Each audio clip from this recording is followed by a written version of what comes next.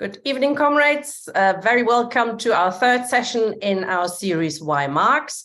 Tonight, we're looking at the Communist Manifesto, which, despite the fact that it's over 170 years old, is still one of the most best-selling works of literature of any left-wing socialist, of the socialist movement. Millions have read it. It's been translated into more than 1,000 versions in over 200 languages. I've looked that up. That's from 2018, might be even more by now. It's a relatively short text written in 1847 and published a year later, when Karl Marx and Friedrich Engels were commissioned by the Communist League, which was a rather small group of like-minded, mainly German communists who were in political exile throughout Europe. And they were commissioned by the League to produce a program for the organization that they thought would help to intervene in the revolutions that were sweeping the rest of Europe and Germany, of course, a few months later. It's a relatively easy read compared to Capital, at least, and sums up much of what Marx and Engels further developed in the decades following these events and the publication. It's also very interesting if you read it to read the various prefaces, because they do in it, especially Engels but Marx also, they correct and tweak various phrases, etc., some of which they called antiquated. For example, they made a little footnote on the quite famous sentence: the history of all the history of all hitherto existing society is the history of class struggles. And Engels had to correct this into written history after he kind of worked out that there was a thing called Urkommunismus, which was badly translated into primitive communism, which was, pre-class history, pre-class society, pre-written history. We will look at this Urkommunismus a bit more in our session on March the 9th. But despite various smaller corrections, they wanted to leave it as what they call it, a historical document. And because many of its ideas in it remain relevant, it remains a relevant document. And again, young people all over the world are reading it. Rob Gold from the Socialist Theory Study Group will discuss those key ideas. And then later, as a second speaker, Lawrence Parker will look at an interesting aspect that is often overlooked, which is the use and misuse of the manifesto, especially in its various translations, and especially the 1888 English translation. And his contribution could be summarized as the question of party and program. So first, we're going to start with Rob. Welcome. All right. Hello, everybody. I'm just going to share my screen here. Does that work? Everyone, you see that okay? Great. Okay. So I'm going to do a talk on, is the Communist Manifesto still relevant today? I'm really going to unpick the Communist Manifesto into themes and explore some of those themes in a bit more detail. So we'll get started. I've only got 20 minutes, so I want to be as concise as possible. So the outline of the presentation is that we're going to start with a little section on the context of manifesto, and then the key themes I've selected to look at are the definition of class, the mode of production, and the critique of the left, as well as political aims of manifesto. There's many more themes that can be explored. You can view this as an environmentalist, as a pacifist, as a feminist, and as an educator, and be presented with takes that are still relevant today. Some of the themes are less poignant now than they were. So the ones I've selected to showcase are the essence of why manifesto is still relevant for critiquing our modern economy. So we'll begin with the context. It's worthy of note that there is excellent literature out there discussing the context of the Communist Manifesto. I'd recommend Hal Draper's Adventures of the Communist Manifesto. It delves deeper into the context and translations of manifesto. We're not going to spend too long on this today, but I think there's a few salient points we can make about it. So it was written in 1847 and published in 1848 in what is known as the Springtime of Peoples, the mass revolutionary movement that took place across much of Western Europe. looking to overthrow those regimes. Manifesto is speaking to an emerging revolutionary sentiment of that time. This sentiment was fostered by the material conditions facing the working class. A full exposition can be found in Engels' Condition of the Working Class in England. But to kind of summarize what the condition was, we're looking at high mortality rate for workers, low to non-existent healthcare provision, poor conditions of living in terms of clothing, diet, and shelter. So really a pretty poor state of affairs. Though commissioned by the Communist League, it was aimed at a historical European mass movement and not a particular sect of communists and socialists. Communist Manifesto is reflective of the attitudes of the time and the underdeveloped nature of capitalist expansion under imperialism. It's worthy of note that there is a shift in the attitude of Marx and Engels detectable in later editions that Tina's already alluded to. The preface of 1872 refers to the need for critique to be focused everywhere and at all times on the historical conditions for the time being existing. That's a quote. Asking for less importance to be placed on the revolutionary suggestions at the end of chapter 2. Later editions also consider the migration of industry, with the preface of 1882 of the 1882 edition referring to the growing industrial powers in the USA and in Russia. The aim really is to create a full and substantial exposition of the new revolutionary world outlook. So let's compare that to the context of today. So today we can see there's rising levels of global inequality. The two graphics displayed here highlight the difference in global national income share. We can clearly see that while there is a limited inequality, still an inequality, but it's not as stark as it is in other places. In the Western nations, the industrial producers of commodities globally have a much higher difference in income share. If we look at South Africa, if we look at South America, you see that the 1% still are retaining between 19 and 31% of national income. India as well is an important place to note here. Obviously, China is, has a different kind of approach, which we'll discuss in future meetings. We've seen an increase in plutocracy in the 21st century, in affecting the governments of all Western nations, as the social state is being slowly reduced and the rights thought of as fundamental are now being called into question. The so-called cost of living crisis bites down on the conditions of the lowest earners and shapes the new kindling of political awakening with the strike action that we've been seeing in present months. But if we look at this next line graph, we can see the beginning of a resurgence in Western nations of the 1%. If you look here, you can see clearly that there's a big spike towards the end of the 20th century in the income share of the 1% in the nations that I've highlighted there. So it's clawing back income share. It is no accident that this percentile increase coincides with a decrease in living standards for working people. While we in the West don't live in the same conditions as the 19th century, we are still subject to disease. The COVID epidemic, I think, highlights this more than anyone. Affected workers in a much bigger way than other parts of society, namely in the fact that many couldn't afford to isolate or worked in key sectors during the pandemic, meaning that class, now as then, still determines your health. But let's not also overlook climate change. The impending crisis that will emerge from rising global temperatures will predominantly affect the poorest nations, while being created by big industries' continual need for overproduction and dirty energy. So on to an analysis of Manifesto. So first area I'm looking at is the definition of class. There's a key addition to Manifesto in 1888 where Engels tries to really lay out in clear terms what he means by proletariat and what he means by bourgeoisie. By bourgeoisie, and this is the quote, by bourgeoisie is meant the class of modern capitalists, owners of the means of social production and employers of wage labor. By proletariat, the class of modern wage laborers who have no means of production of their own are reduced to selling their labor power in order to live. So throughout chapters 1 and 2, Manifesto places the bourgeoisie and the proletariat in direct opposition to each other. It places the origin of this class relation in the coming to power of the bourgeois class during the Industrial Revolution.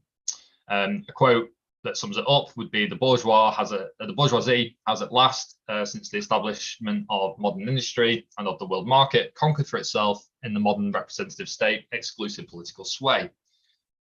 The unequal distribution of wealth and exploitative nature of wage labour is at the heart of this analysis.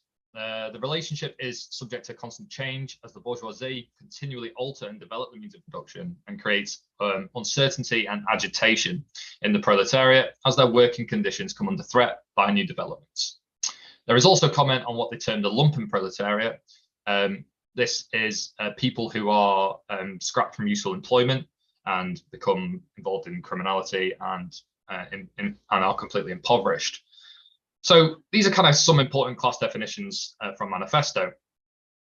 So if we are to look at class in the postmodern society, there are some differences in the class structures, namely, as discussed in the opening of the presentation, we have a geographical diaspora of the working class, with kind of the global south taking on the predominant role of the industrial proletariat.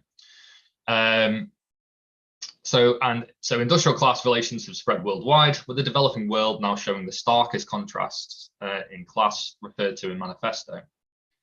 In the West, there has been a definitive attempt to segment the proletariat by income, introducing the notions of upper and lower classes based on the income and specializations of labor.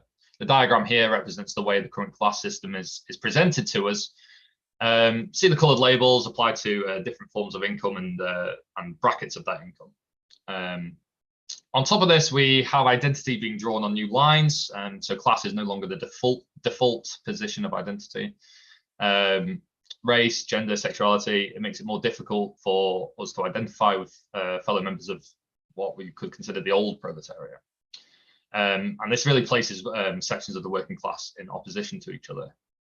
The social state pretends to act as a ladder, allowing all people to become middle class. And the idea that we can all be wealthy is continually rammed down our throat by media outlets all over the world. Despite these obstacles, the original analysis of Manifesto remains broadly true. Your income is most likely to be defined by your opportunities, the opportunities afforded by class. For every lift provided by the social state, there is a bourgeois alternative available for those with the resources to access it. For every success story of entrepreneurial spirit, there are 1,000 failed ones. Class is still defined by those with access to capital and those who have to sell their labor power in order to live. A sale that, as we will come to see, can still be defined as dehumanizing. So the next section I'm going to be looking at is Manifesto and the mode of production. So by mode of production, I refer to the Marxist definition of the relationship of labor to capital. While this is a theme clearly present in Manifesto, Marx's Capital is the real exposition of the mode of production, and I would recommend looking there for further readings on this. So what is the nature of production in Manifesto? So Manifesto highlights that wage labour is exploitative of the worker as they create all commodities and receive only just enough to survive. Manifesto also states that it loses all its individual character in the capitalist mode of production. Machinery drives from labour its creative expression and reduces the input of the worker to a simple knack for controlling the means of production, and it is in this way that it is dehumanized. A good quote from Manifesto to sum this up would be, the proletariat are daily and hourly enslaved by the machine. The cost of that labour is restricted almost entirely to the subsistence of the worker. The bourgeoisie ensure that the worker must continue to sell their labour through control of property, demanding rents and denying the worker opportunity to provide for their own subsistence. At this point, further bourgeoisie descend upon the worker to scoop up what remains of the wage packet, be that via food or via debts or via other commodity purchase. Furthermore, the bourgeoisie constantly revolutionizes production, and in doing so affects the relationship of labour to that production, and thereby alters the whole relations of society, drawing more people into the proletariat, creating the insecurity that characterizes bourgeois production. The bourgeoisie, by comparison, seek to continually expand the mode of production. Marx and Engels explain that they compel all nations, and quote, compel all nations on pain of extinction to adopt the bourgeois mode of production. It compels them to introduce what it calls civilization into their midst. In one word, it creates a world after its own image. This creates a cosmopolitan character to production and consumption in all countries. I think this notion of the pain of extinction is quite significant, especially when we look at conflict in the 20th and 21st centuries, where the wars have taken place. The dismantling of governments didn't align with the interests of global capital, and the replacement of a nice neoliberal kind of figure model of government kind of really highlights that this part is particularly still relevant. So let's look at how postmodern labour kind of has shaped out. How has this changed? What's been developments? So in the West, labour has somewhat changed its nature. This doesn't contravene arguments presented in Manifesto, as again, the bourgeoisie continually revolutionise production and alter social relations. So we've seen a shift in the 20th century from factory to the office. We also saw the introduction of the 5-day working week. However, the development of the means of production has created a world where 24-hour labour is not only necessary, but it's normative. And flexible contracts mean that there is no protection for the rights won in the 20th century. IT has led to a bleeding of social and labour time, meaning businesses can claim more labour time from workers. And sales has become the primary role of Western business, and therefore the office is the commonplace of labour as opposed to the factory floor. Beneath this, workers are reduced to holding multiple roles, jobs in the gig economy, a giant floating industrial army that responds to the ebb and flow of capital investment into different industries. Being self-employed in this way has stripped a great deal of protections formerly afforded to workers of this class. The nature of this work has become international, and differences in working conditions between developed nations are really arbitrary and bureaucratic. Greater levels of management and increased commodification has caused a giant de-skilling, as more is expected in the workplace, with pressure to improve efficiency, and the worker must continually rely on commodities and services to perform necessary domestic labour. In the global South, the development of labour has a different character, with conditions more closely resembling those of 19th century European industry. In Bangladesh, for instance, the scrapping of decommissioned ships is performed by workers with power tools and no real means of protection from the dangers they face. The extraction of raw materials and the danger of this labour are pushed into the developing nations. The nations that we saw at the beginning have the greatest disparity in their national income share between the top 1% and the lowest 50%. And many countries still employ child labour, and poverty is rife. So while what I've stated fits with the view of Manifesto, there are some elements that have changed. Development of infrastructure and logistics have led to a process of decentralization that took place in the 20th century, with industry centres being widespread and separated from the centres of capital, which we could consider to be the capital cities of nations, where the skyscrapers and the high-rises kind of visually represent those places as the centres of capital. So moving on, So other lefts. So let's talk about other left groups and Manifesto on the left. So other left groups referenced in Manifesto. Marx and Engels really pulled no punches when critiquing the work of other leftists. The focus of chapter 3 is on communist and socialist literature. They break down Rob, just a second, sorry to interrupt you. I'm wondering if you're moving back and forth, because sometimes you hear you quite loudly and then you kind of disappear a little bit. I wonder if your microphone is not plugged in properly, or if you are moving. It's probably my rocking. So you're rocking back and forth. I'll move closer. Okay, thank you. Great. So Marx and Engels really pulled no punches when critiquing the work of other leftists. The focus of chapter 3 is on communist and socialist literature. They break down the existing literature into 3 distinct camps. The first they dub reactionary socialists, and then subcategorizes these reactionary socialists into 3 further areas of this school of thought. We will not dwell on this, as their modern relevance is somewhat lost, but the second group is the bourgeois socialists. Marx and Engels name Proudhon in this group. They state that these socialists seek to elevate the proletariat to become equal to the bourgeoisie, but they fail to recognize the fundamental opposition between the mode of production and the proletariat. A good quote that kind of sums up the view of Manifesto on bourgeois socialism is free trade for the benefit of the working class, protective duties for the benefit of the working class, prison reform for the benefit of the working class. This is the last word and the only seriously meant word for bourgeois socialism. It is summed up in the phrase, the bourgeois is a bourgeois for the benefit of the working class. The final group to come under fire is the critical utopian socialists and communists. Marx and Engels critique this group as being unwilling to participate in revolution. A quote here that sums this up would be: the economic situation as they find it does not yet offer to them the material conditions for the emancipation of the proletariat. They therefore search after a new social science, after new social laws that are to create these conditions. So how does this apply to today? So a lot of the elements of this critique can still be applied to those of the left. It didn't take long to look at the Labour Party website to find a quote that ties them solidly to the features of bourgeois socialism. Labour will work with businesses to carry out a transparent and honest analysis of all the holes in the Prime Minister's deal. We will work out how to fill them fast without the risk of trade wars during a cost of living crisis, without erecting further barriers to cooperation with our allies, without the need for even more years of painful negotiations. We will seek to strike trade deals around the world that prioritize jobs, businesses, livelihoods, and will promote labour values. Marx and Engels put it succinctly: the bourgeois is a bourgeois for the working class. See that there. To a certain extent, you can lump Corbyn in with bourgeois socialism, as he wasn't proposing to change the nature of property. He wasn't proposing, to do anything that would be truly radical to the state of the current economy. I found the critique of the critical utopian socialist to be quite personally challenging. It has, in a way, made me a little bit more aware of previous political views I have held about how to progress society towards communism.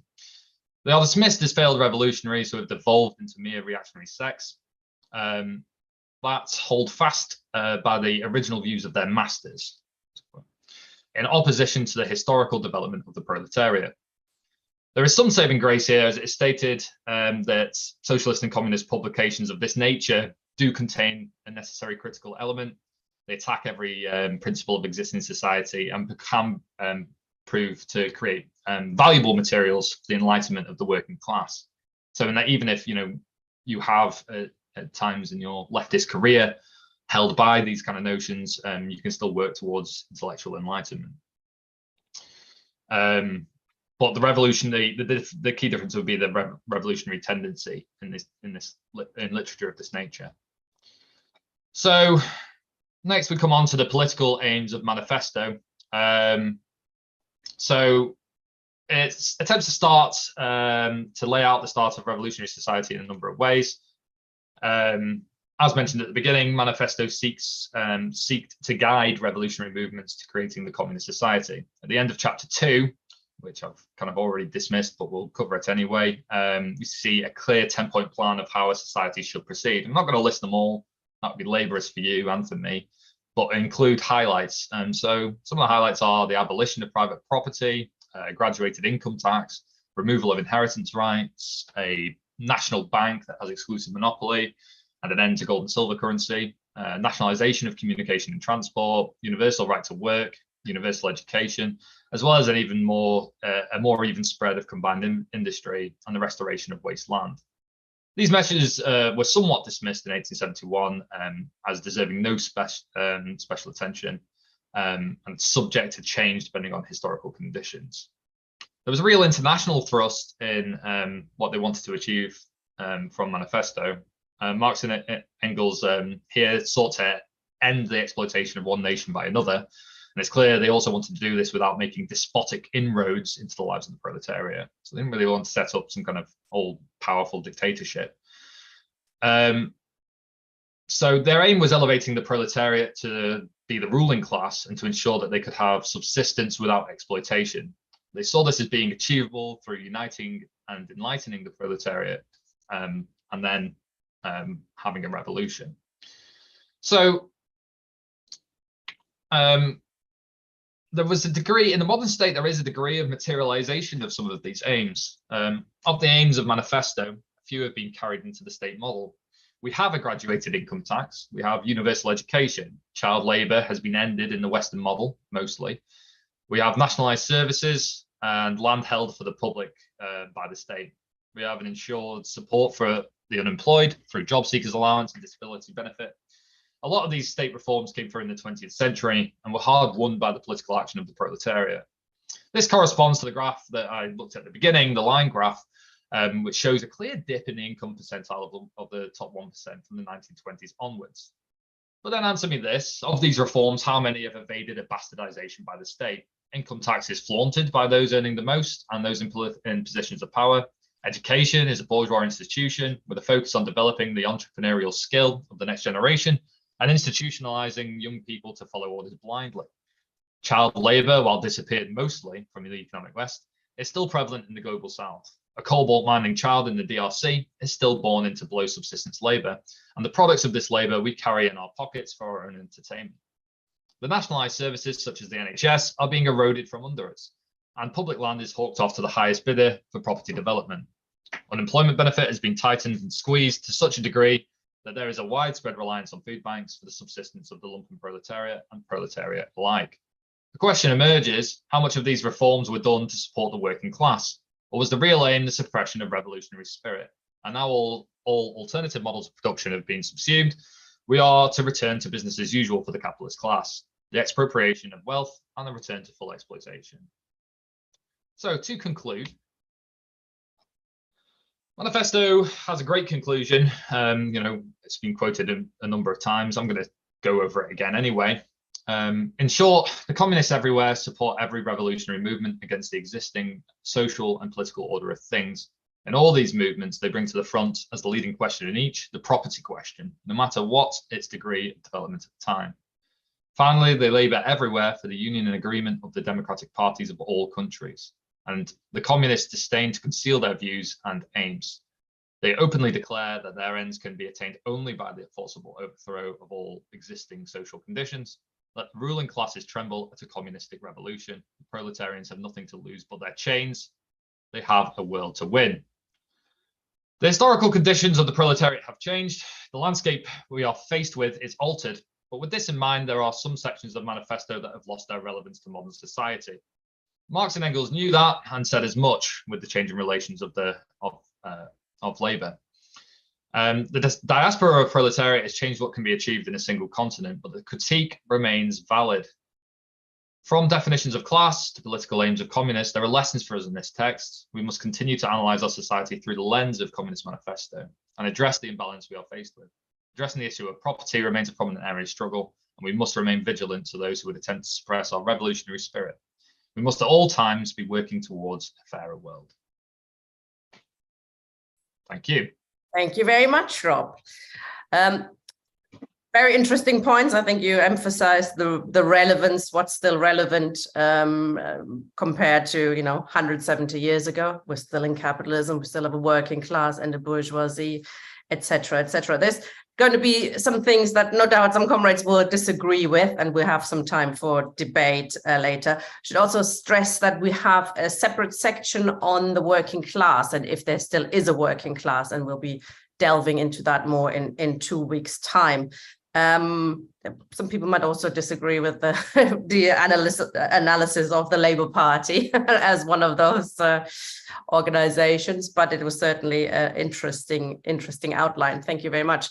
We're now turning to a separate issue, but it's very much contained in the Communist Manifesto.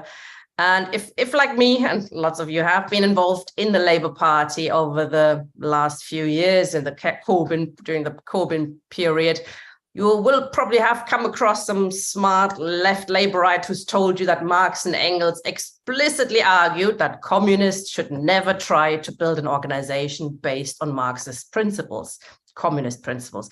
Instead, Marxists have to work in the Labour Party or wait for the unions to set up a new organizations in which the Marxists inevitably have to be the minority. Building a communist or Marxist organization is sectarian, and apparently it says so in the manifesto. And this is the sentence they usually quote: "The communists do not form a separate party opposed to the other working class parties. They have no interests separate and apart from those of the proletariat as a whole." I'm going to share screen quickly, because that always puzzled me, that quote. And I actually looked up the German version, which I should have done a long time ago. And the German version is quite different, as it turns out. and I've put them underneath each other. And that really puzzled me. It really puzzled me how he can have a translation authorized by Frederick Engels in 1888, which is quite different from a later translation by Hal Draper, which is actually the correct translation, because I'm German, I can see that is the correct translation. So according to which the communists are not a special party vis-a-vis the other workers' parties, which is very different to the communists do not form a separate party opposed to the other working class parties. Now, this is it's more than just a sort of academic difference, and we're very happy to have with us Lawrence Parker, Marxist historian, who has done some work not just on this quote, but looked at the evolution of the Communist Manifesto. And just before he starts, Rob mentioned it already. I think this is the wrong way around, isn't it? But this book is really interesting, The Adventures of the Communist Manifesto by Hal Draper, and I do encourage comrades to read it because it goes into some details of how meanings have changed, etc., etc. So, Lawrence, over to you. Okay, thanks, Tina. Good evening, everybody, and thank you to Tina for inviting me to speak, actually, and thank you to Rob, who gave a very kind of useful overview of lots of things in the Communist Manifesto. I'm not going to cover the same that as Tina has alluded to, so hopefully this next 20 minutes or so is about, again, as Tina's introduced very well, slaying something of a sacred cow that appears in the 1888 authorized English translation of the actually what is called the Manifesto of the Communist Party. That is its actual title, which is important to remember. Communist Manifestos is a bit of a bastardized kind of a rendering of that. But the 1888 authorized English translation, or the AET, as Hal Draper calls it, was actually, it was done by a guy called Samuel Moore, and it was actually overseen by Engels. So we have to take this kind of document seriously. It wasn't just something that was just slung out by a subsequent organization in a kind of hurry. This is why it's called the authorized. So Tina's already talked about the controversial quote or controversial line that I'm going to talk about, and that is, as Tina said, the communists do not form a separate party opposed to other working class parties, and you can find this in the you can find this into the manifesto and under the section title that I've actually forgot.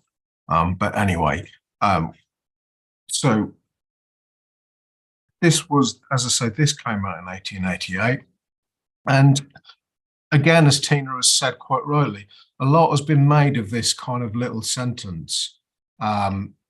Just this is anecdotal, right? When I was a kid, and when I was beginning of section 2, thank you, Tina. Sorry. When I was a kid and when I was starting to sell kind of, I can't remember what it was, living Marxism or whatever it was, Next Step or whatever journal it was on Oxford Cornmarket Street, you occasionally used to stand out there, and occasionally there was a kind of small Labour briefing group in Oxford, I think, or some kind of grouping that was in the Labour Party, kind of like, and they would always come up to you when you were selling on Cornmarket Street and quote this very kind of sentence back at you. So I came across it quite early, but I was a somewhat kind of arrogant pain in the ass kid, and I probably didn't take much notice of that type of thing anyway, because I probably thought I knew better than them anyway. But it was something that you came across when you were in organisations that had Communist Party in the title, and so I became aware very quickly, to the extent I think which I went out and actually bought the Communist Manifesto, the one with the famous introduction by E.H. Carr, the historian, I think it was, and I did try, not that I got much enlightenment out of that introduction, or in particular about looking up that sentence in the translation.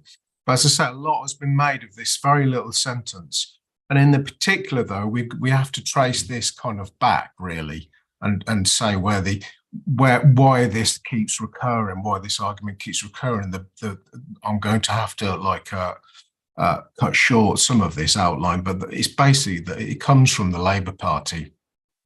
The Labour Party, throughout its history, has actively drawn on this sentence, this phrase about the communists do not form a separate party. And it's always used it in isolation from other elements of the manifesto and its circumstances of its production. The Labour Party's done that to defend itself against any kind of potential kind of incursions by communists and people to its left, and to defend its existence as a consistent supporter of capitalism and British imperialism. That's basically what has kind of happened in a very kind of nutshell way, a very simplified kind of way. Its usage actually began, it was actually Keir Hardie, who actually was of no, who wasn't particularly interested, obviously, in forming a communist organisation, but its usage began with him, and you can find that in his writings. But actually, the person who probably in the Labour Party's history made the most of using this sentence was the Communist Labour Party's intellectual Harold Lasky, who was around in the 1930s and 40s. Well, he's around earlier than that as well, obviously. But and he made use of the communists do not form a separate party sentence. He used that no less than 9 times in his introduction to the Labour Party's 1948 edition of the Manifesto of the Communist Party. They called it something else. They called it a socialist kind of landmark. And what this project was that Lasky was involved in 1948 was essentially the Labour Party trying to lay hold of the Communist Manifesto as a kind of means by which to undermine the Communist Party of Great Britain, which back in 1948 was still a substantial organisation. And the particular thing that actually riled Attlee and the Labour Party leadership was that the communists had quite a big influence on their left wing in Parliament, and particularly on international kind of matters. Comrades will know Ziliakis, who's the most famous kind of communist fellow traveller. But there was a whole heap, there was quite a big group who were prone to communist influence. And the Communist Party, although it was a political pygmy compared to the Labour Party, it did exercise influence in some parts of the trade union movement, and it wasn't something to be discounted. And the Labour Party actually put a lot of effort into undermining it ideologically. There's a whole stream of pamphlets about the Communist Party's behaviour during the Second World War, and et cetera, et cetera, et cetera. But that was the reasoning behind it. And that's why they're trying to undermine the Communist Party. And the Communist Party in 1948 in Great Britain also had its own kind of, it wanted to have its own celebration of the 100th year anniversary of the Communist Manifesto, and it announced a wide stream of events. There was local areas, the CPGB produced pamphlets. There was big meetings about it. It was a big thing for the Communist Party at that point. It was their manifesto that they were laying claim hold to. And the Labour Party's enterprise, which was agreed to by Attlee and the Labour Party leadership, Lasky proposed it to them. This was all about pissing on communist chips in 1948. And it was also bound up with the Cold War and all them types of things, which I don't have time to go into. But basically, Lasky repeats this line: the communists do not form a separate party, and it's used as a tool to undermine separate organisation and to big up the kind of Labour Party and big up its kind of action and big up its role in creating the welfare state, which Lasky said that was kind of part of the prospectus of the Communist Manifesto, etc., etc., etc. So that's where this comes from and why it is actually so prevalent. And it's quite sad, really, to hear comrades far to the left of all that type of kind of politics kind of repeat this kind of line ad infinitum down the years. However, the context of the manifesto's production it just undermines the ideas that the Labour Party spread about it. Its title, as we've said, was actually the Manifesto of the Communist Party, which even the Labour Party in its 1948 edition couldn't avoid referring to on one of its title pages, Manifesto of the Communist Party. Very odd document then to say communists do not form a separate party. Neither was the manifesto the product of Marx and Engels as individuals, as has been alluded to previously tonight. It was the product of a very specific organization, notably the Communist League, which offered, the Communist League had actually commissioned Marx to write this, Marx and Engels to write this document, but I think it was Marx who was mostly doing the drafting. And the Communist League actually got extremely irritated at the time that Marx took over this. And there was, they basically gave him a load of letters saying, "Oh, you get on with it," kind of thing.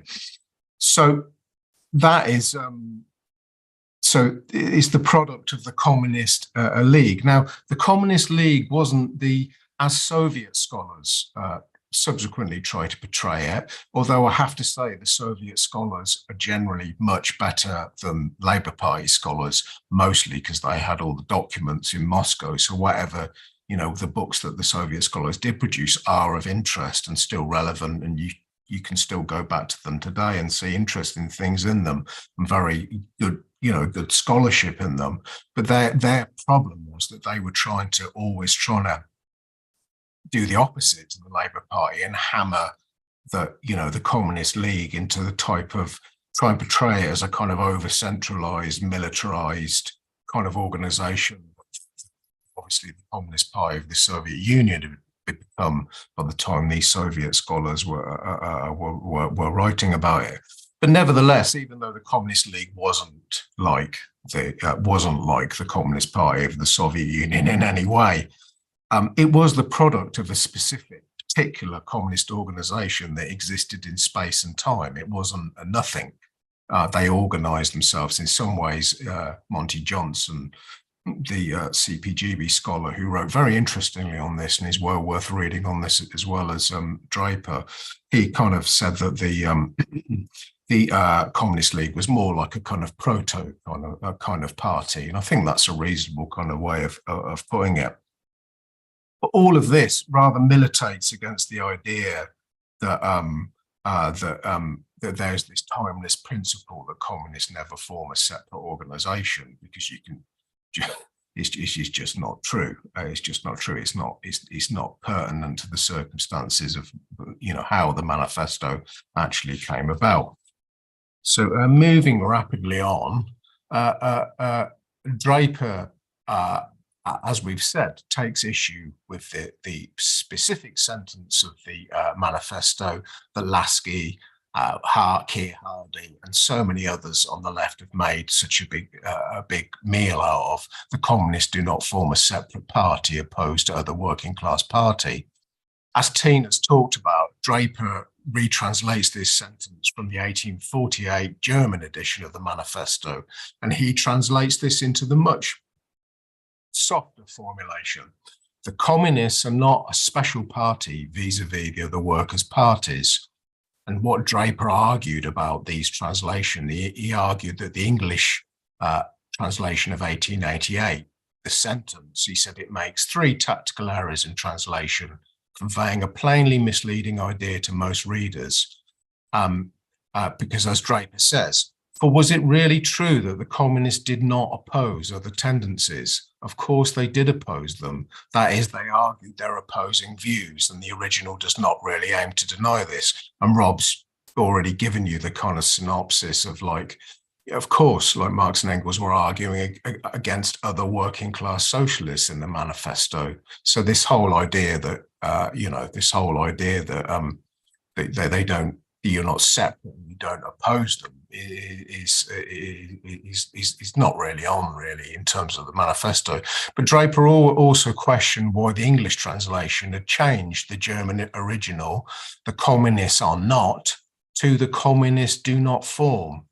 Because Draper says, was it really true that the communists did not set up a separate organization? Boy, they had just done so in establishing the Communist League and exclamation mark there from Draper. And Draper goes on, the English translation sounds like a denial of this obvious fact, whereas the original was just making a statement about the non-sexist character of the special organization just established. Similarly, on the issue of the special separate party, the words of the German original, so I'm not going to go into that because that's complicated German, which I'm going to get into trouble with this, so I'm going to avoid that. I'm going to avoid that trap. But I think this idea that actually that you know, the idea that the communists are not a special party, I mean, that's actually kind of true in that you know, communists may have a specific identity. They may be they may be a particular part of the class, but they're not somehow beamed down from the planet kind of Zog to, you know, be claimed to the working class masses. They're not special in that sense, unless you're a sadist, when obviously that could be the case. They could have beamed down from the planet Zog if you're of that persuasion. But communists aren't special in that kind of sense. There was a kind of an interesting line that Harry Pollitt, who was the old general secretary of the CPGB, who I'm not generally a fan of, but he said something very interesting once to his comrades about, you know, we must get away from this idea that communists are somehow set apart from the rest of humanity, and that they don't have dreams, that they don't have lovers, and they don't enjoy poetry, and they don't enjoy good food, etc., etc., etc. And in that sense, you know, communists live and breathe as every other kind of working class kind of person. There's not something special in that kind of sense. They just have a particular political kind of stance.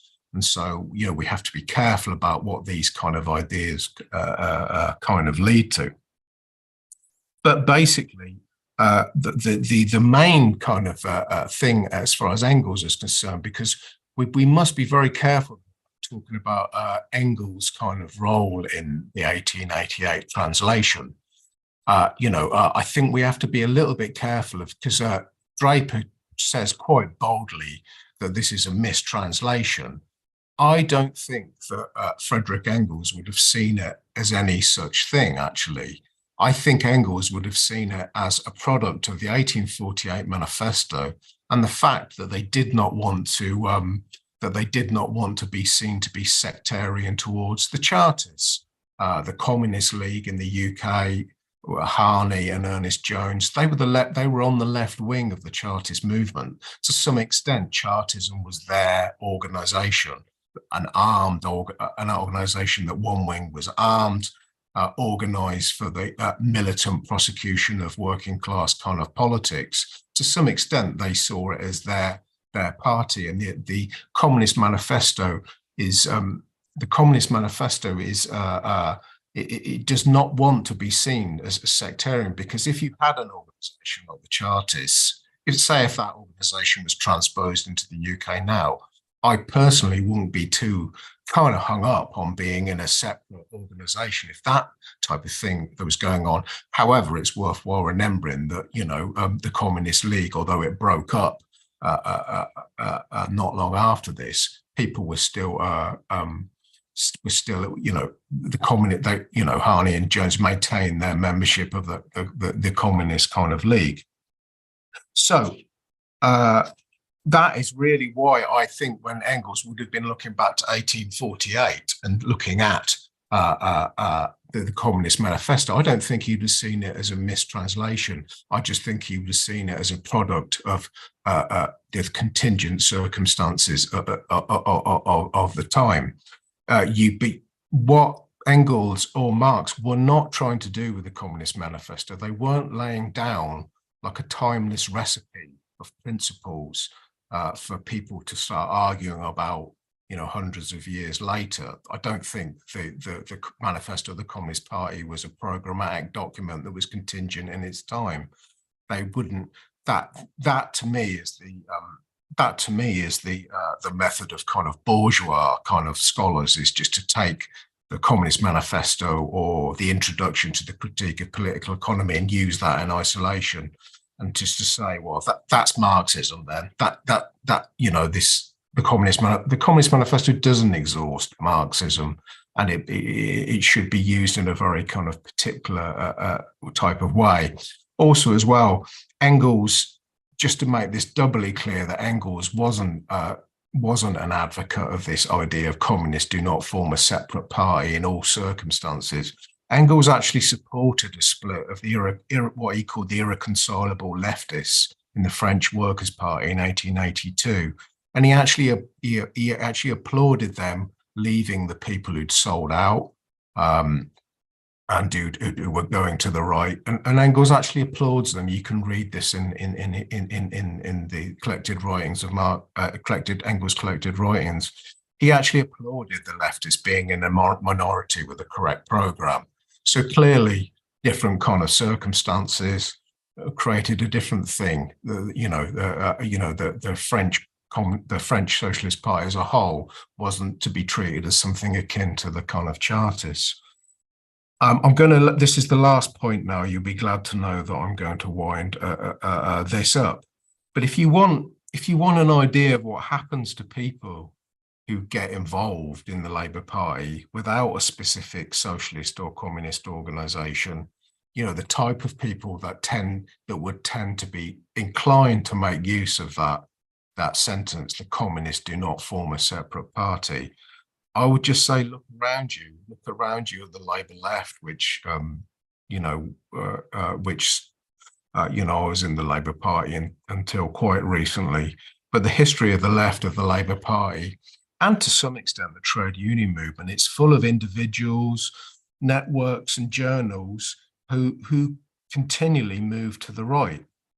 Because they don't have the political anchor, they don't have the political discipline that you need from a specific socialist or communist organisation. And it's not that such people, they don't start corrupt. It's not anything to do with their morality in particular, although obviously there are some individuals who join who do have a bad kind of morality. Most of these people start out like we all started out, like they wanted to change the world. But the trouble is, if you go into these organizations and you say, well, the Communist Manifesto tells me I don't have to have a separate socialist organization, so I can just go in the Labour Party and be a socialist.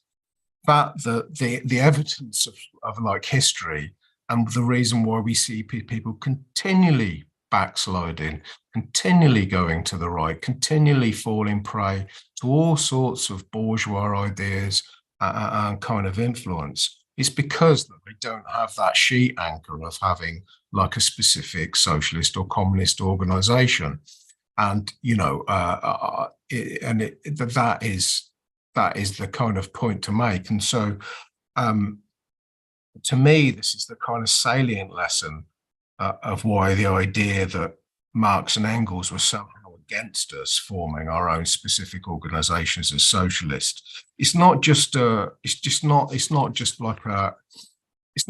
textual kind of historical, interpretive kind of issue. Useful though that can be sometimes, it's probably what I lose myself at my own backside over that type of thing. But actually, this is actually an idea that's actually positively harmful if you're kind of serious about your communist future.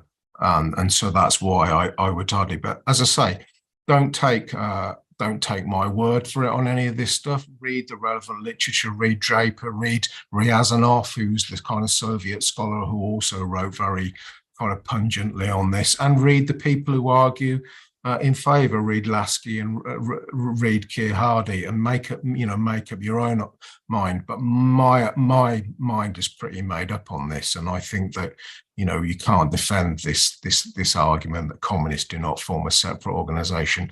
It doesn't make sense in the context of the manifesto or the rest of kind of Marx and Engels' kind of political kind of career. That's it. Thank you so much. I agree with you. That's why we invited you on there, because that sentence did make no sense to me at all when I reread it. Even like the sentence afterwards and the next paragraphs. quite clearly state that the communists do this and this, as opposed to the other working class parties. I think your explanation does make a lot of sense, that it had to do with the Chartists and not wanting to be seen as sectarian. There's also a couple of quotes I found, which is also in Draper. Again, this is a really good book, where Engels later tried to explain what the Communist League was and the manifesto in relation to it, where he says, there was no Communist Party, that's true. The German Communist Party, as we called it, consisted only of a small core, the Communist League. In another article, he wrote that the League of the Just, which was another part of the Communist League, was the Communist Party in process of formation. So I think proto-party, the way you put it, is exactly right. It didn't exist at the time. They hoped that it would, and they worked towards it, and they did all through their life. They didn't just write. They also were involved in various attempts to form organizations of the left. I also think it's really important to say, and you and Rob did, it's not a timeless recipe. It doesn't work. Everything has to be taken with a pinch of salt, and 170 years later, etc. And we should do that with anything. Obviously, we're not dogmatists. Just because Marx and Engels wrote something doesn't mean it always has to be the truth and nothing but the truth. We've got a few comrades now who want to come in. Both Rob and Lawrence, if you want to reply to somebody, please put up your hand and I can put you in any time. First person up with the hand was Nick. Hi. Thank you, Tina. Thank you both to Rob and to Lawrence for very enjoyable introductions. I think there's a great deal of material in both talks. Myself, I reread the manifesto this afternoon. I don't know how many times I've read it, but I was struck this afternoon at how inspirational it was, even reading it for God knows how many scores of times, and how much I got out of it. Clearly, it's a historical document, as Engels acknowledged in 1872 when he wrote the preface that Rob referred to. But in that document, and I think we have to remember that it's a document that will probably be the document which most people come to Marx and Engels' writings through. So however historical it is, we need to understand it and be able to explain it and engage with it. I think also, though, we have to be quite careful about liturgical exegesis, that I'm going to call it. I actually agree with what Lawrence said. I don't believe that Engels would have agreed to a translation that he didn't agree with or thought was wrong. And in a way, it shows that when we're trying to explain Marx and Engels' ideas, which essentially is about changing society, it's about getting rid of private ownership. That's what the manifesto is about. It's about getting rid of bourgeois property, private property, the ownership of the means of production. It's about emancipating the working class from wage labor, from wage slavery, and therefore through that, eventually, the whole of humanity. If we go into what the Communist Manifesto is talking about in broad sweep. But just on this question of the party or not, my own opinion is that if somebody's trying to be a clever clogs, well, you can engage with them, or you can actually try to engage with people on the present reality. And the present reality is that it was very difficult and now probably impossible for communists, Marxists, to make serious headway inside the Labour Party. And we have to find a way of expressing or proselytizing or educating others about what Marx and Engels argued, which is still relevant today. And so we have to do those in terms of modern society. And in modern society, the way that we prosecute our ideas, we need a party, we need an organization, we need party literature, radio, TV, websites, etc. And we need to do that. And I would also go further, because somebody asked a question, what is the Labour Party? I think we need our own party. And certainly, we can't suck that out of our thumb. But we also have to appreciate that most working class people in Britain at the moment still look to the Labour Party.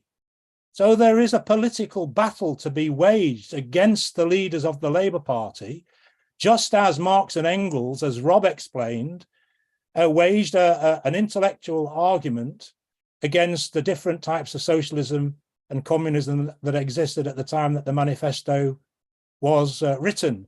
And of course, it didn't stop there, because Marx and Engels also had to compete and destroy Proudhonism and then Lassalleanism, Bismarckian socialism, and so on. And in many ways, there's nothing really new that we come across. The arguments that we meet of the left reformists and the right bourgeois leaders like Starmer, they're arguments that have been met before, and the arguments are there. And we just have to bring the arguments up to date with what's actually happening now, and why these people actually run a million miles from the arguments that Marx put in the Communist Manifesto. And that is essentially, we need a movement. The proletariat, the working class, has to organize itself into a party and into a movement which challenges the exploitation of labor through wage labor, the creation of commodity production for profit, and we need to get rid of that. And if you go through the different parts of the manifesto, it's there, bold. And I mean, today I've sort of underlined previous underlinings and highlighted previous notes and so on, but it's the sweep of the history, the materialist, the historical materialist conception of history, which is set out briefly in the manifesto. It's wonderful to read. But if you absorb that in terms of the development of different stages of society, and you then look at the proletariat and you compare what Marx was describing in 1848 and 175, because it's 175 this February when it was published, probably the last week of February 1848. What has happened? In fact, the bourgeois mode of production, the concentration of capital, the increase in factories, techniques, science, technology, the integration of the world economy, the integration of the world proletariat, all of this has made even greater the possibility of transforming society than when Marx published the manifesto all those years ago. So in brief, in those few pages, you have the outline of Marxist ideas, which of course they went on to write about elsewhere. I think one important point that I just want to make before we leave, in the 1872 preface, in addition to saying that those demands, they don't, hold fast to them, they need to be updated and so on, there was an extremely important change which Marx and Engels introduced to the manifesto, and that was the lessons of the Paris Commune, where they said that the lesson of the Commune was that the working class could not simply take hold of the ready-made bourgeois capitalist state machine. They had to destroy that state machine and create their own state, which in time would wither away and disappear along with classes, along with exploitation, and so on. Thank you. Thank you, Nick. Also interesting when they're talking about the evolution of from one society to the next. It's the old is within the new already, or the other way around. The new is within the old. That we have the socialist features within capitalism that give a glimpse of what is possible, which you could sort of see during COVID a little bit. Where suddenly they found the magic money tree. Ah, there it is. Kevin, please. Thanks, comrades. Thanks to the two comrades who introduced the session. Nick has taken some of the points that I wanted to raise, but I will just develop on a little from them, in that the Communist Manifesto is a very inspirational document, and actually it reads very well as a piece of literature. I, for my sins in the middle 1970s, was actually examined for part of my degree on this document. So it was a set text in my degree. And I remember coming out of the exam room and my fellow students saying, God, that was a really hard question on the Communist Manifesto.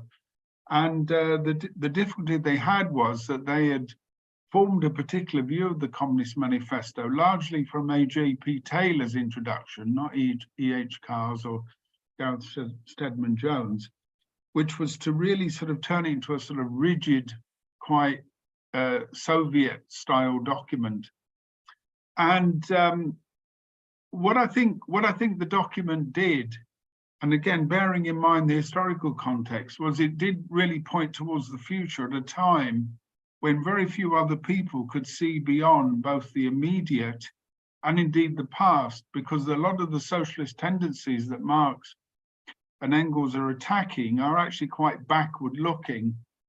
And it's the idea, I suppose, of what you might call the music of the future, that, as Tina says, within the existing society, within the developing social formations, within the developing economy, is the potential for the future.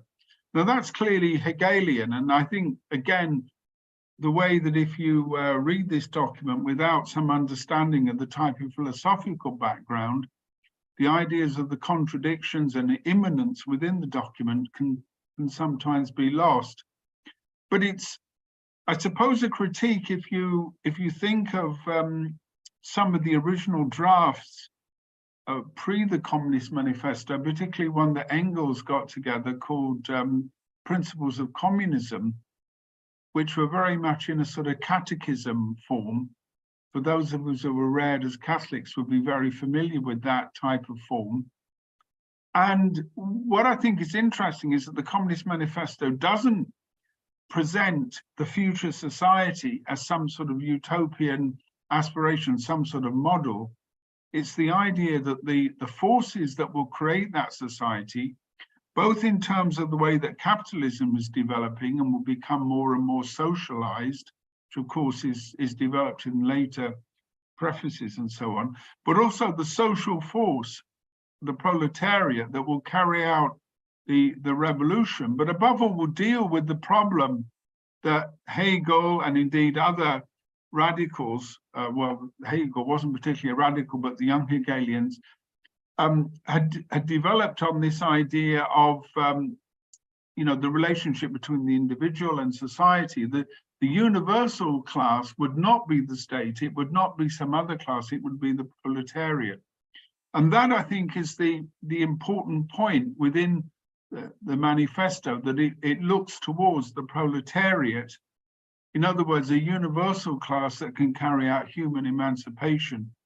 And the writings of Marx, well, particularly Marx, Engels, I think less so, are really sort of, you know, struggling to put that into a political form, but in the manifesto, they certainly do that. And that, you know, that to me is its importance. Tina talks about its historical sweep. And again, the idea of the history of all hitherto existing societies as being one of class struggle. And then the point about the, you know, the different class struggles, but also the achievements of previous societies and indeed the achievements of capitalism, which point towards the future. And I think it's the future-facing orientation, I think, is important there. The idea of a new society, the potential that capitalism gives us, you know, to develop that society. And I think on the left, that has been somewhat neglected, partly because of, you know, we're in a period of, you know, quite severe capitalist crisis. You know, we're in a period now of wars, ecological crisis and so forth. But it's actually the sort of sense of human potential and the potential of the proletariat, which I think really comes across there. I'd like to refer to some of the stuff that Lawrence said, which I think was very good. Yes, I will wind. Sorry, Tina. I think was a very, you know, interesting discussion, particularly on the way that the manifesto is used and everybody tries to appropriate it. I think earlier today there was a certain discussion in which we looked at the meaning of the word besonder or besonderes. And I think it's interesting that in Marx's writing, it's not a studied ambiguity. It's not playing with words. I think there is a dialectic element in it. There's an idea of contradiction, and I think the difference between special and particular is, I think, very significant. And the way that I've seen it translated and discussed, and bear in mind that 19th century German, like 19th and 20th century English, are very different. Is that you're talking about something that is distinct. In other words, it's not an amorphous grouping, but it is actually part of the grouping. So it's both within the working class, it's both within the working class movement, but it's on a different level. So that the term Besonders is both special, in other words, it's distinctive and it's different. It's not like the common. It's particular, but it's not separate. And I think that bearing in mind the philosophical training of many of the people who were writing this, we would need to look at that. Now, that's, as Lawrence said, is not just a sort of a discussion on words, because of course we would need to interpret these words and these ideas in a modern context. But it does mean that if we're going to start logic chopping, or we're starting with textual work, let's really get back to the contradictions and indeed the richness of the text, which a lot of people have simplified, I think, for their own particular purposes. Anyway, my apologies for going on too long. It's all right. It was interesting, so don't worry about it. There are difficulties with translating the German into the English, and there are phrases, Bürger, they transfer into bourgeois, but it also meant civilians or civil society. So there's all sorts of different or difficulties that they faced in translating it. It's also worthwhile knowing or remembering that I think Draper works out that Engels worked on the translation for 1 week only. He only had 1 week while he was doing other stuff as well. And he was hoping that Laura Marx would rework it and bring out the next edition. That never happened. So this one became it was authorized by Engels, no doubt about it, but he hoped the next edition would be better and would be reworked by Laura Marx. John Holliday now, please.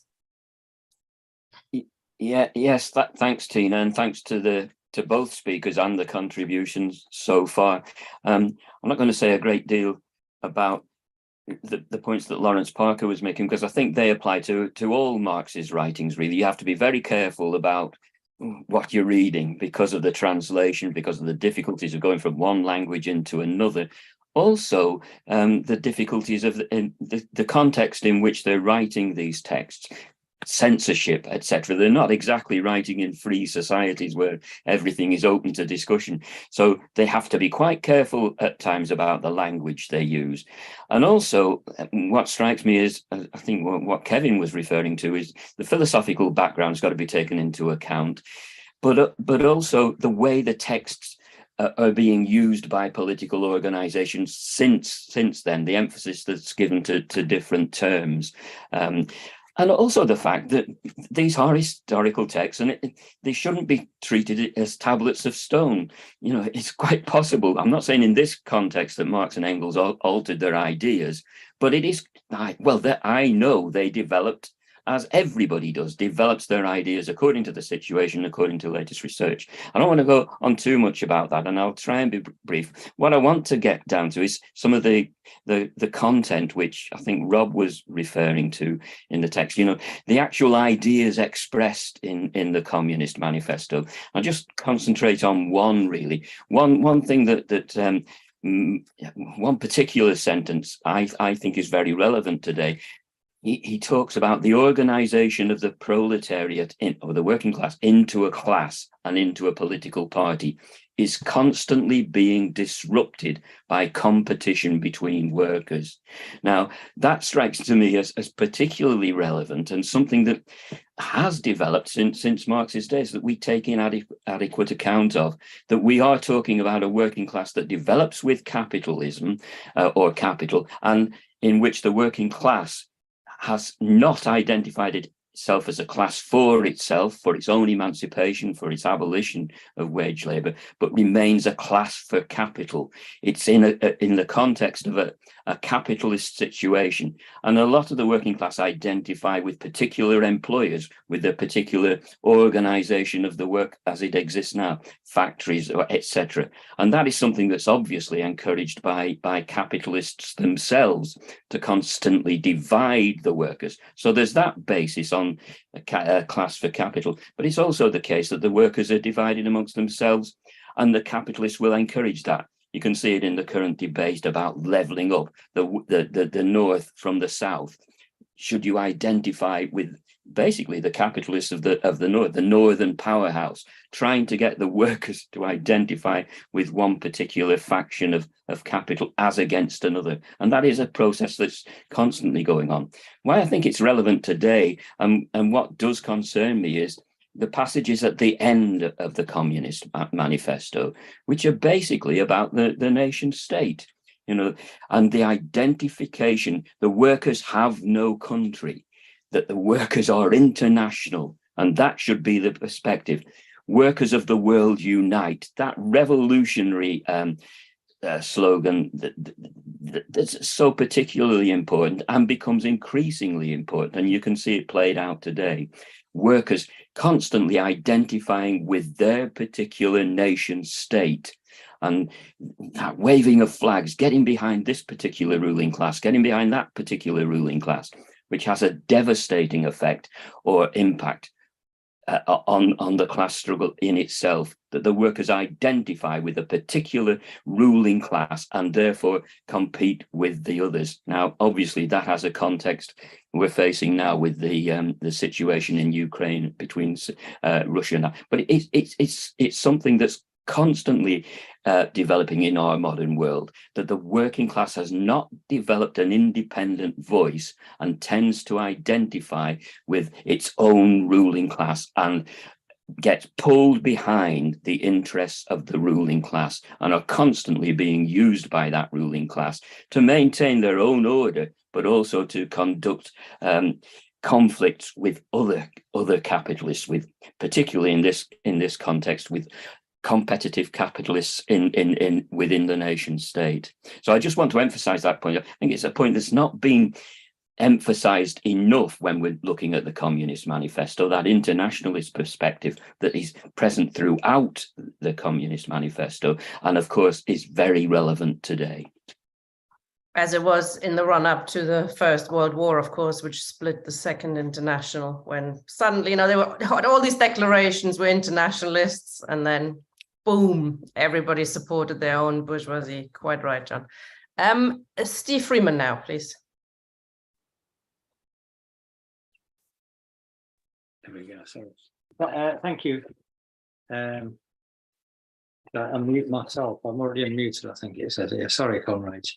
Well, first of all, to thank Rob and Lawrence for their presentations, the really interesting introductions, and to the contributions of other comrades. And I, like Nick, also was doing a bit of rapid rereading, because the Communist Manifesto was one of the first things that I read decades ago that made me think about communism. I remember finding it very interesting, the idea that capitalism was kind of revolutionary, which is how he speaks in the first part of it, the revolutionary character of capitalism in transforming the world. And I thought that was a kind of interesting point.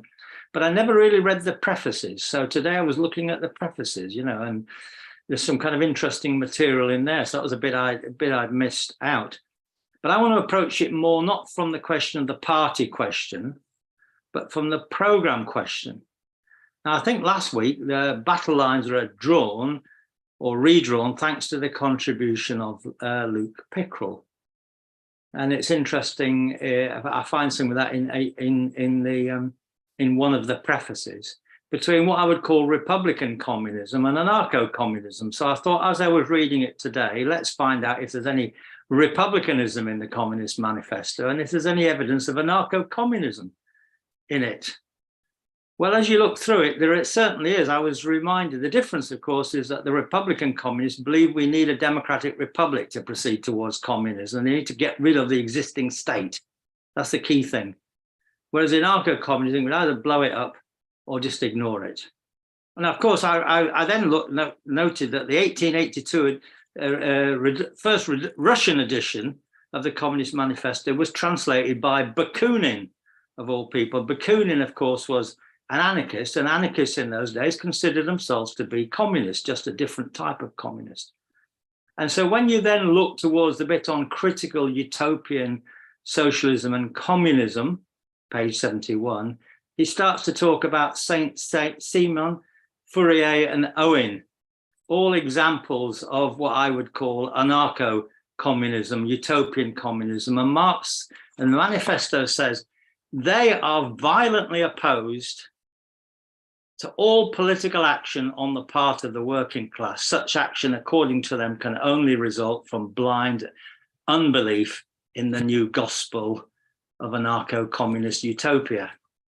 And he then goes on to say the Owenites in England and the Fourierists in France respectively oppose the Chartists, and they oppose what he calls the Reformers, followers of the paper called Reform. And what's the thing about the Chartists and these the people following Reform is that they are doing political struggle. And Marx was sympathetic to the idea that the working class must struggle for democratic and political reform. And of course, it says, if you actually read the footnote, which I did at page 31, the reform people in France between 1843 who advocated the establishment of a republic and carrying out democratic and social reforms.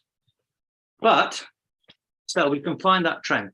However, I thought, well, there's not the word republic never appears in I couldn't see the word republic anywhere in the Communist Manifesto at all. It just doesn't seem to, come into it. And then I discovered on page 50, I found it, because it says on page 50, the immediate aim of the communists is the formation of the proletariat into a class, you could think party, a class, the overthrow of bourgeois supremacy, and the conquest of political power by the proletariat. Let's remember that the conquest of it's the number one thing to do is the conquest of political power. Do they mean in all countries simultaneously or in one country?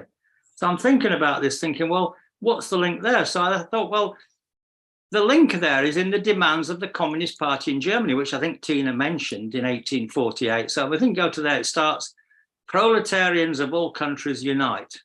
And so what is the first demand of the Communist Party in Germany in 1848? It says simply, the whole of Germany shall be declared a united and indivisible republic. So when the Marx and Engels are thinking about politics and political power and how that power works, they are going back towards those questions. And then, of course, Nick then reminded me, thanks, Nick, that in the 1872 edition, or preface to the 1872 edition, Marx is therefore told, or Marx and Engels are talking about the Paris Commune, because it's in the Paris Commune, the fight for that republic in Paris in 1870-71, of course, that's the bit that's kind of missing out of the Communist Manifesto. But even when you read, and I'll finish on this point, even when you read the manifesto's 10-point plan, which begins the abolition of property and land, a heavy progressive graduated income tax, the abolition of the right inheritance, the getting of all the banks into a single bank, etc., all those demands, there is no political or democratic demands there at all. But then that kind of makes sense if they're not talking about any particular country. They're just talking generally about things. And if they start to talk about different political countries and how political power is configured in different countries, then they come back to the political and democratic questions, which I believe is there. So I'll finish on that point. Thank you, Steve. Anne. Oh, Steve, I probably agree with you on some points, but you just seem to make the same contribution every time. Mm. Anyway, moving on. Now, okay, so this is my view on it. I think that there's no point in trying to match today's conditions to Marx's and Engels' formulations for, or sorry, their demands, the demands of the Communist Manifesto. It would be ludicrous, really, wouldn't it? Because we're in a very different situation, and it was a living document. But what I do think is important, and that's why I think it is important to look at the text, is to look at their methodology and also to look at the context, because I actually have found Communist Manifesto at times quite difficult to get my head around. And maybe that's for the reasons that Kevin said, but sometimes I think that translation, it's quite contradictory, or appears contradictory. So I think it was John Holliday talked about it being internationalist, but then yet we have in it the working class must become the nation. I'm paraphrasing, but it's something like that. And I've always thought, well, what does it mean like that? That, you know, there's something progressive about nationalism. So I suppose that that's something also that I found to be a problem. And obviously this question itself, which I agree, is a mistranslation from what comrades have said. It sounds like when you even look at that particular sentence, and then you look further down the same page, you can see it doesn't match, because they're talking about communists, besides deigning to hide their views, they're talking about them, how they organize themselves in relation to the other forces of society. So they're saying that they're organizing themselves, but what they are also saying, of course, is that they don't go off and form a special group that sets itself up as the kind of authority on everything and separates itself off from the class. And obviously, like, this is a much later period, but I would be a bit familiar with the situation in the 1880s with the strikes and demonstrations and the role of the STF at that time, which was very sectarian and which Engels was, withering about. But so I think that was always a battle they were fighting, to make sure that these kind of plans, these what you call them, like the kinds of blueprints, that these blueprints weren't enforced by groups. And I think that was also because of the time that they were living in, when there were many of those kind of organizations that they were arguing with, the utopian socialists, etc. But I think that it is important to know the context. And just one final thing, because I'm by no means a professional translator, but I did learn Russian in order to translate the journal of the Women's Department of the Communist Party of the Soviet Union. And along the way, like I've seen quotes, I've read quotes, translated quotes from the journal, and then I went and read the journal myself, and I saw that they were wrong. Now that could be perhaps you could say a style, but also it often is politics. So I think that that's something that, maybe Helen McFarland, who apparently disappeared after 1850 and then later married a preacher and had all sorts of strange things happen in her life, perhaps she didn't really particularly understand. And then you've given the reasons why Engels wasn't actually paying close attention to it, or had hoped that it would be rectified. But I think that it does raise the issue of whether a new translation of the Communist Manifesto is necessary, with an introduction to it, a new introduction, and that deals with some of the context in which the team were operating at the time. You could say perhaps Hal Draper has done that work already, but it seems that given the fact that for instance, that the translation on Marxist.org is the original one, that anybody who's searching on the internet is going to come across that. And I think it does, although you look down the page, then you say, well, no, it's just that's contradiction. At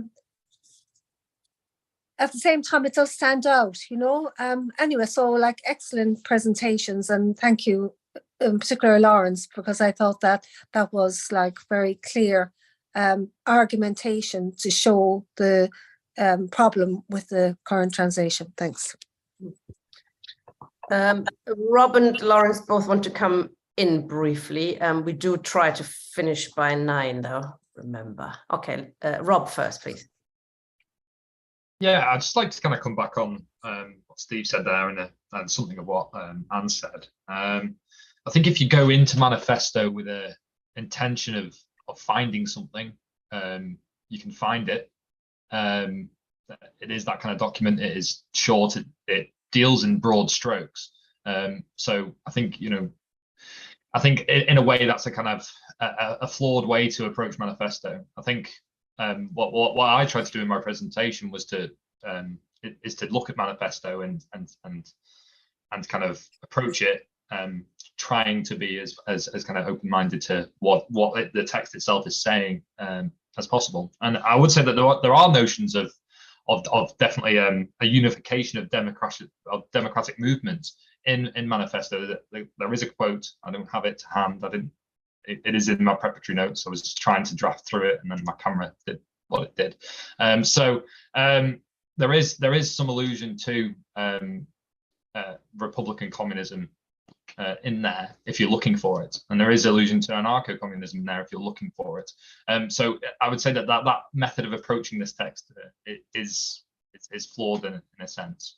And in regards to Anne, I think there's, you know, applying the revolutionary context of applying the revolutionary content of Manifesto to modern society to be ludicrous. I found that quite problematic because I think, as I show in the mode of production, really is the same in a broad in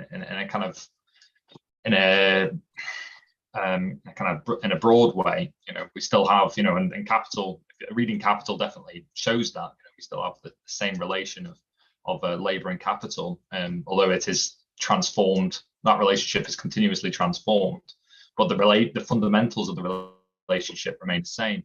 And with that in mind, you can look at that the revolutionary context as being similar in a way. And I think, you know, if you look at the way that the global economy is going, we are returning to a kind of pre-revolutionary world at the moment.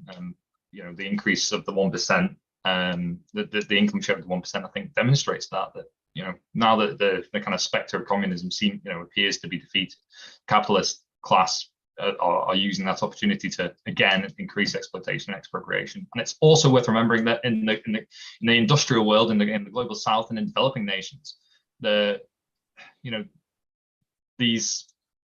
relationship is still very stark, and the contrast is still very stark, and the working conditions are still the same as those 19th century working conditions. So it's worth looking at in that kind of context as well. I wouldn't say it's ludicrous, but I'd say it does have to be transformed, but it's not out with the realms of possibility. So I would say. Lawrence. Yeah, there were some interesting kind of points in that. Just a couple that I'll pick up on. The first one was like Kevin's point about like dialectical kind of transitions, and I particularly wanted to apply that to like party, because when somebody says to you party, as in left-wing party, you kind of think, well, you kind of have that image either of a kind of Trotskyist or other type of sect, or you have that image of i.e. a party of just a few people who've decided themselves that they are a party, or you have that kind of image of like Brezhnev looking down from like the Moscow Mausoleum at a long demonstration of tanks. You know, there's that. So it's become a kind of scary kind of world.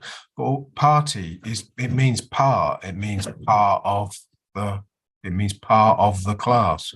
it's, you know, you're a party, but it's quite correct that when we're looking at them kind of words that are being used, there's a dialectic involved in it. That the impression I get from the Communist Manifesto and from other kind of things is that the party is the same as you know, it's not special, it's not weird or you know, being down in a kind of utopian kind of way to help out.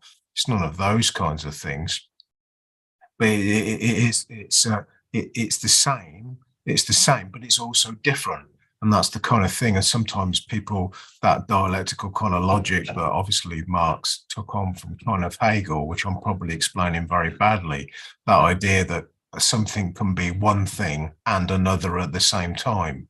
We kind of need to get hold of that idea, I think, in relation to this, because, you know, the party is the same, but it's different, you know, because if it's not the same as the working class, if it's not composed of working class people, then it turns into its kind of opposite. And I think, you know, but that happens constantly in kind of life. You constantly come across things that are the same but different. I'm trying to think of an example. Well, I suppose like me and Tina spent many years in the same organization. And if you got me and Tina talking in a pub and somebody came along, they'd probably be able to tell that we've got certain similarities. But obviously me and Tina have got all sorts of differences over all sorts of things, and we're kind of very different in the way we kind of approach things. But in some senses, we're the same. We went for the same education and the same kind of thing. And that idea kind of concurs. And I think it's a very important, you know, part of, you know, the transition. You know, this relates onto the Communist kind of manifesto as a whole. You know, it's, you know, we are it's looking towards the communist future, but it's looking at the seeds of those things within capitalism. So, you know, it takes on some of the things of capitalism, but it also transforms them into something else. It's the, you know, again, where there's a similarities, but there's also kind of differences. And I think those transitions carry on for the whole document. So I just saw a comment that said that this is, aren't we getting, you know, into kind of minor points? I don't think we're getting into minor points at all. This is the kind of method of the document that we're trying to lay out and understand. Nick said about, I agreed with Nick on what he said is we still need to fight against the Labour Party. I think that's kind of right. And I think that's going to become ever more apparent. I think all I was really arguing on that was that you can't really do that as individuals by just lolloping into the Labour Party on your own or with a little network, really. But I agreed with what Nick his emphasis on that point. I got something wrong in my introduction that Kevin picked me up on. It wasn't E.H. Carr who introduced the Communist Manifesto. It was also A.J.P. Taylor, which I should have remembered that because he's one of my, despite him being a right-wing kind of historian, he is actually one of my favourite kind of right-wing historians, if that makes sense. The last thing I'll just talk about is literature. Like, I agree that the Communist Manifesto is like a great kind of form of literature. And again, too often, I think those kind of things are like down the kind of literary art of like the kind of writers who write these types of things, in particular, like Marx and Engels, and all sorts of other writers. Often the kind of aesthetics of that writing is kind of downplayed, and it's seen as, on the left, those things are seen as secondary kind of skills. But there's a reason why the Communist Manifesto, you know, carries on drawing people in and selling kind of millions. It's because it's beautifully written and it's a beautiful piece of literature. And, you know, I've known many people who are not Marxists who've found it to be a very you know, like wonderful, inspiring kind of piece of literature. And we've got that in the traditions of the movement. You know, we've got William Morris, and there's all sorts of other kind of, you know, we've also had lots of other great writers. You know, Trotsky would be the obvious kind of example. People who know how to write beautifully, people who know how to turn a phrase. I think those kind of skills, they need to kind of be relearned. Too often the left just turns people into robotic, kind of empirical kind of journalists who are just there to, I don't know, report on facts. That's not how I was brought up. And I find the Communist Manifesto very inspirational on that. I've got to go soon. So thanks, everybody, and go with Christ. Thank you, Laura. Also, you were not referring to anybody in the audience when you were just talking about journalists, were you? No. Well, I'm for my sins. I guess I'm a journalist as well, but I escaped that by being a sub-editor. So. Yep. I know the feeling. We got 3 more contributions from the floor. Brian first. His camera doesn't work, so if you could just speak now, please. Hi, Tina. Look, what's the most important thing at the moment? The cost of living crisis is making people desperate, and it's beginning to force people to look for alternatives. Okay, little by little, they're realizing they can't live in the old way. This is where the Communist Manifesto comes in. The last speaker spoke about it being inspirational. It is. It creates a view of the future that didn't exist prior to the moment it was written, which exists to this day, has become a lot more relevant. So for me, that's the most important thing in terms of certain aspects of the Communist Manifesto that we can have internal discussions about, but we shouldn't confuse these internal discussions with the most important external connection between the Communist Manifesto and society today. And that's the way it should be used. It is inspirational. It does give workers, students, all those who are suffering the biggest attack on standards of living since the 1930s with a perspective of change. And I think that's how we should use it. I'm finished, Tina. Thank you, Comrade. Luke, please. Yeah, thanks. This is kind of a clarifying question, and I think it gets into maybe that passage that folks were kind of focusing on. You know, I think I had read this discussion around the party and independent party as in the context of 1848 and the 1848 revolutions. And I'm thinking now perhaps I have a kind of a superficial schematic kind of understanding. So I'm curious, you know, folks, presenters want to respond to this idea, but I had read that as well. Prior to 1848, there hadn't been this great understanding that the bourgeois parties no longer played a progressive role, that was like, you know, one of the prime understandings coming out of 1848 was, oh gosh, you know, now we've got to, you know, go in on this on our own. And so that in that sense,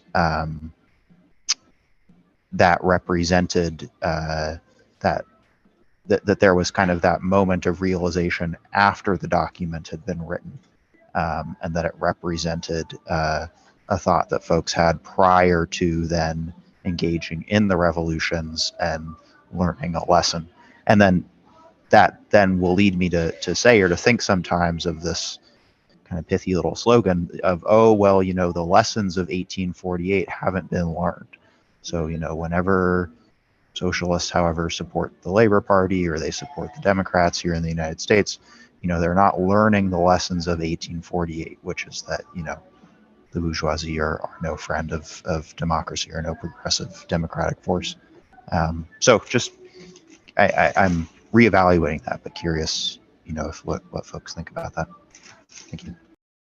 Thank you, Luke. Paul Collins, please. Hello.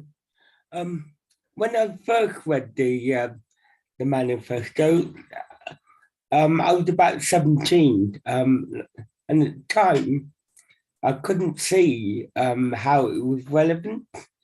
But then about a decade later, I became a Rockham College student, and that was in 2008. And it turned out that that was the perfect time to go to Rockham College because it was during the economic, you know, banking crash and whatever you want to call it.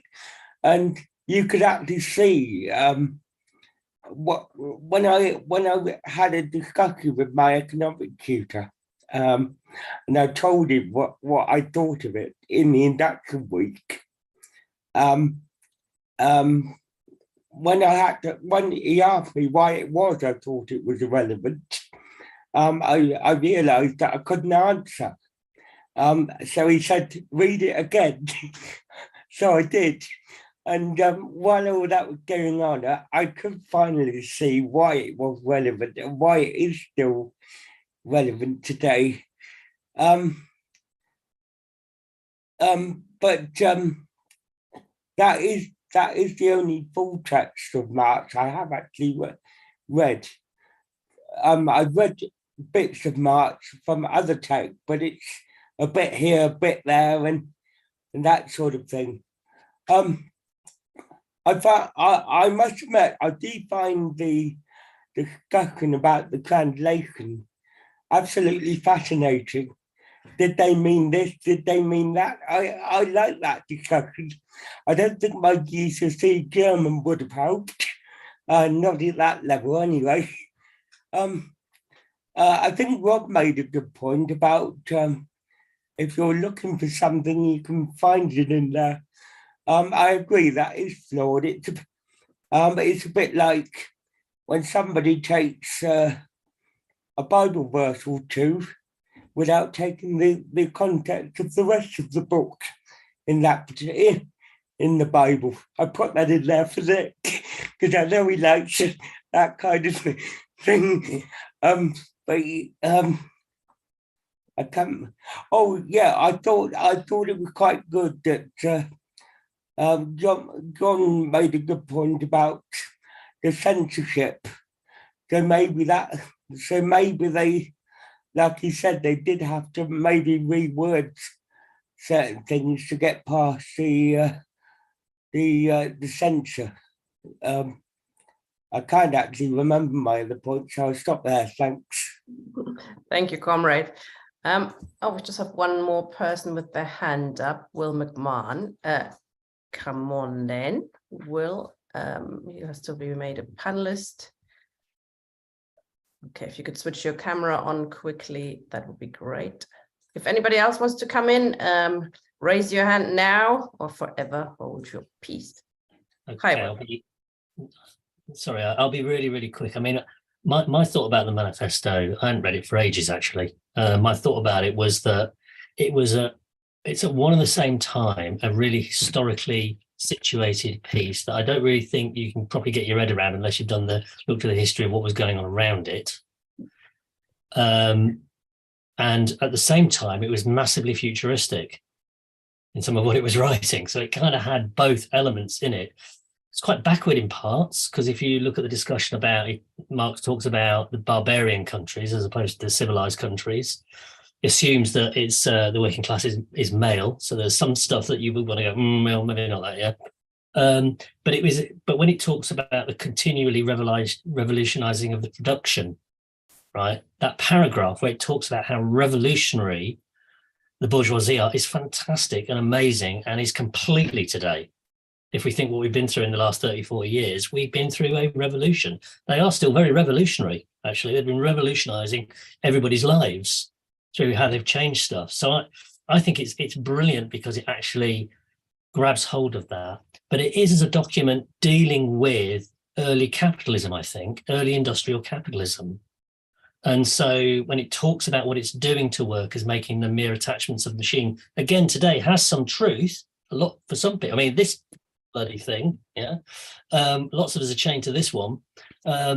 But also it doesn't quite get the sophistication of what's happened in terms of the proletariat and how it's been chopped, diced and sliced in this period, I think, that we're living in. There are some, and I know, Rob, we shouldn't pick, right? I know we shouldn't pick, but I can't resist the points that they make about, well, if there were censors in there, Marx is calling for the violent overthrow of the bourgeoisie. Marx and Engels, it's in there in the manifesto, yeah? But the thing that really struck me was about the grave diggers, yeah, that capitalism is producing its own grave diggers, right? And there was an inevitabilism about it almost. Yeah, and there's been an argument about whether it's inevitable. I think we're past that now. And I think we know that socialism is not inevitable. Communism is not inevitable, actually, that you have to make it happen. And actually, given the environmental crisis and what capital has done to the globe, they might be our grave diggers. over time. Capital might actually destroy the planet if they're not got rid of. And I think that puts us in a different position, future terms, about what we're thinking about. One other thing, just to be cheeky, from last week's conversation, there's a bit in it said the proletariat will use its political supremacy to wrest, comma, by degree, comma, all capital from the bourgeoisie. It's a really, really interesting phrase. I'll stop there.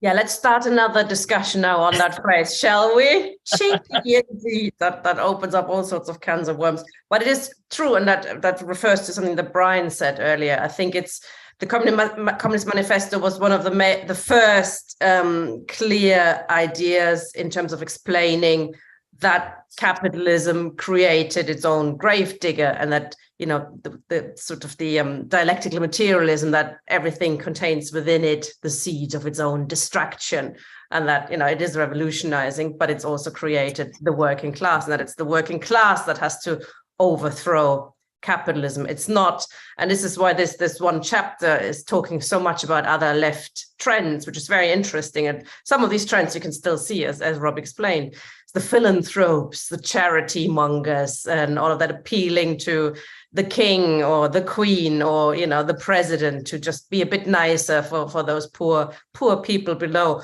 Or these people writing blueprints. This is what my communism will look like. Follow me, and I shall deliver it to you. And they were very clear. This is not what's going to happen. The working class has to do it for itself, by itself. And this was the first real program, I think, explaining that. Thank you very much for a very interesting contribution and discussion. Rob will now just finally sum up a few things. Lawrence had to leave, unfortunately, but it's been a very, very interesting discussion. Rob.